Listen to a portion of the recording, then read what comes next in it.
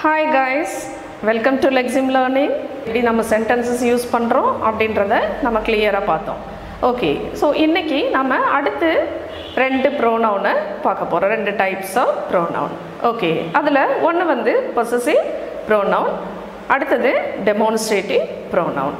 Okay, so first வந்து நம்ம possessive pronoun அப்படின்னா என்னன்னு பார்க்க போகிறோம். ஓகே, பொசசிவ்னஸ் அப்படின்ற வேர்டு வந்து நம்ம ஆஃபன் கேள்விப்பட்டிருப்போம், நம்மளுமே யூஸ் பண்ணியிருப்போம் இல்லையா? ஸோ அந்த வேர்டு வந்து நமக்கு எப்போவுமே ஒரு ஃபெமிலியரான வேர்டு தான்.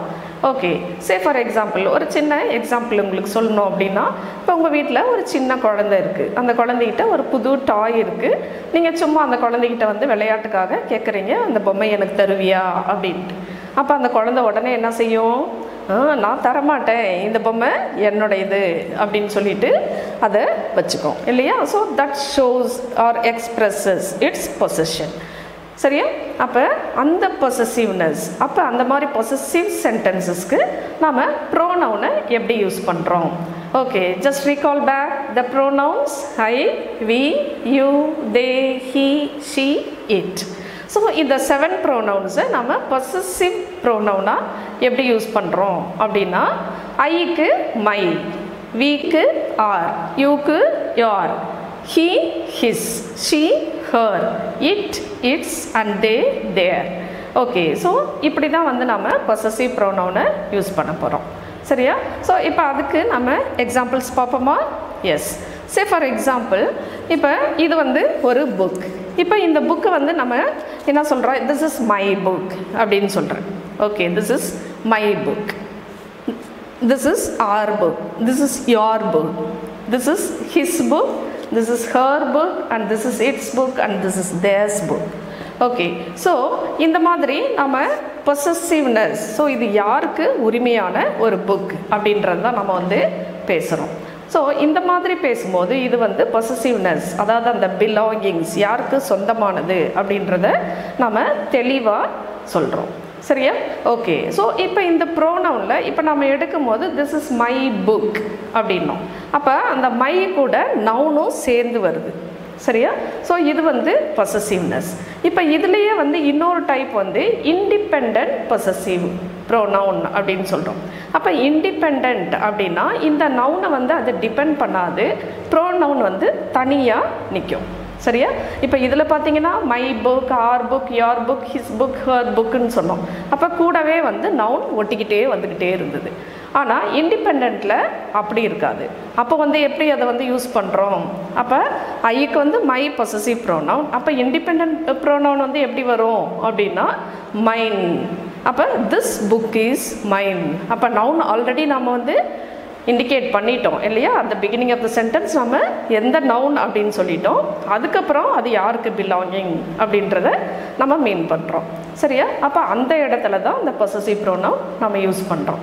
ஓகே, ஸோ அந்த மாதிரி பார்க்கும்போது இப்போ ஐக்கு மைன், அப்போ this book is mine.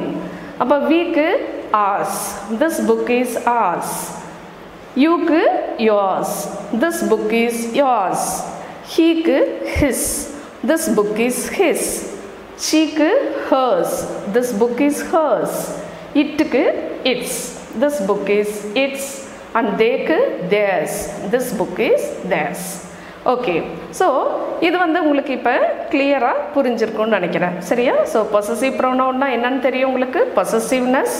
Okay, அந்த ப்ரோனவுனை நம்ம பொசசிவ் ப்ரோனவுனில் எப்படி யூஸ் பண்ணுறோம், இண்டிபெண்ட் பொசசிவ் ப்ரோனவுனில் எப்படி யூஸ் பண்ணுறோம் அப்படின்றது உங்களுக்கு கிளியராக புரிஞ்சிருக்கும் இல்லையா? Okay, fine. ஸோ இப்போ நெக்ஸ்ட் வந்து நம்ம டெமான்ஸ்ட்ரேட்டிவ் ப்ரோனவுன்னா என்னன்னு பார்க்க போகிறோம். ஓகே, சே ஃபார் எக்ஸாம்பிள் சிம்பிளாக டெமான்ஸ்ட்ரேஷன் அப்படின்னா என்ன? டெமான்ஸ்ட்ரேஷன்னா இதுதான் இது, அதுதான் அது அப்படின்றத நம்ம வந்து சுட்டி காட்டுறது இல்லையா? ஸோ அந்த சுட்டி காட்டுறது தான் வந்து டெமான்ஸ்ட்ரேஷன். சரியா? சே ஃபார் எக்ஸாம்பிள் இப்போ நான் வந்து புக்கு உங்களுக்கு காட்டினேன். ஓகே, ஸோ சும்மா புக்குன்னு சொல்லாமல் திஸ் புக் இஸ் மைன் அப்படின்னு சொன்னேன்னா அப்போ நான் வந்து அதை உங்களுக்கு டெமான்ஸ்ட்ரேட் பண்ணி காட்டுறேன். அதாவது சும்மா ஏதோ ஒரு புக் என்னுடையது அப்படின்னு சொல்லாமல் திஸ் புக் இஸ் மைன். சரியா? அப்போ இதை வந்து நாம் டெமான்ஸ்ட்ரேஷனில் எப்படி யூஸ் பண்ணுறோம் அப்படின்னா, இது this is based on the time and distance. சரியா?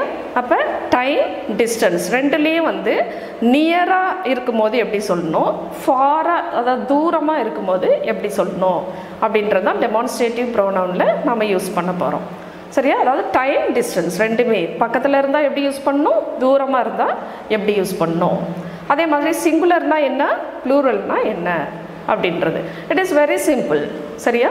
ஸோ இப்போ டைமோ டிஸ்டன்ஸோ எதுவாக இருந்தாலும் நியர் அதாவது பக்கத்தில் இருக்கும்போது சிங்குலராக இருந்தால் திஸ் அப்படின்னு சொல்கிறோம். அதே வந்து ப்ளூரலாக இருந்தால் தீஸ். சரியா? பக்கத்தில் இருக்குது திஸ், தீஸ் வந்து ப்ளூரலுக்கு யூஸ் பண்ணோம். சரியா? நம்ம வந்து சும்மா ப்ளூரலுக்கும் நம்ம வந்து திஸ் புக்ஸ் ஆர் மைன் அப்படின்னு சொன்னோம்னா that is not the correct sentence. Okay, these books are mine, this book is mine, these books are mine. சரியா? இப்போ அதே போல் நம்ம வந்து ப்ளூரல் எப்படி யூஸ் பண்ணுறோம், ப்ளூரலில் அதே போல் நியர் அண்ட் ஃபார் அப்படின்னும் போது நம்ம வந்து தீஸ், தோஸ்.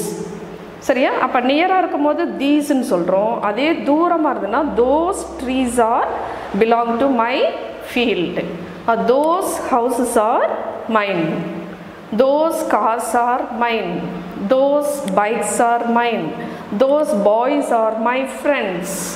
சரியா? அப்போ அவங்க வந்து நம்மளை விட்டு கொஞ்சம் தூரமாக இருக்காங்க. So we are indicating the farness, அதாவது அந்த டிஸ்டன்ஸை வந்து நாம் இண்டிகேட் பண்ணி சொல்கிறோம்.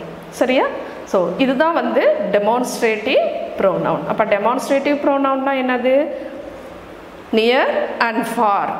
அந்த நியர் அண்ட் ஃபாரை டைமுக்கோ டிஸ்டன்ஸ்க்கோ இப்போ உடனே நடக்குது அப்படின்றதுக்கு நம்ம வந்து நியர் டைம் எடுத்துக்கலாம். அதே போல் இன்னும் கொஞ்சம் நாள் கழித்து நடக்குது அப்படின்றத நம்ம ஃபார் டிஸ்டன்ஸ்க்கு ஆர் ஃபார் டைமுக்கு நம்ம எடுத்துக்கலாம். சரியா? ஸோ இதுதான் வந்து டெமான்ஸ்ட்ரேட்டிவ் ப்ரோனவுன். புரிஞ்சுதா? ஓகே. இப்போ பொசசிவ் ப்ரோனவுன்னா என்ன, டெமான்ஸ்ட்ரேட்டிவ் ப்ரோனவுன்னா என்னன்னு புரிஞ்சிருக்கும்னு நினைக்கிறேன். ஸோ டெமான்ஸ்ட்ரேட்டிவ் ப்ரோனவுனில் நம்ம இன்னும் கொஞ்சம் எக்ஸாம்பிள்ஸ் பார்க்கலாமா? Yes. So this pizza is yummy. அப்போ நீங்கள் வந்து கையில் வந்து பிஸா வச்சுருக்கீங்க. So this pizza is yummy. சரியா? இப்போ those balls are mine, those balls are mine. புரிஞ்சுதா? Okay. These sweets are very tasty. So உங்கள் முன்னாடி ஒரு தட்டு நிறையா ஸ்வீட்ஸ் அப்படியே இருக்குது. So these sweets are very tasty. Those dresses are very beautiful. புரியுதா? அப்போ திஸ், தீஸ். அப்போ திஸ்ன்றது சிங்குலர், தீஸ்ன்றது ப்ளூரல். அதே மாதிரி தட்ன்றது சிங்குலர், தோஸ் அப்படின்றது ப்ளூரல். ஓகே. ஸோ இவ்வளோதான், வெரி சிம்பிள். சரியா? Okay. So this is about demonstrative pronoun. So I think you are very clear with possessive pronoun and demonstrative pronoun. Okay. So இந்த class உங்களுக்கு பிடிச்சிருந்தா நீங்கள் like பண்ணுங்கள், comment பண்ணுங்கள், share பண்ணுங்கள்.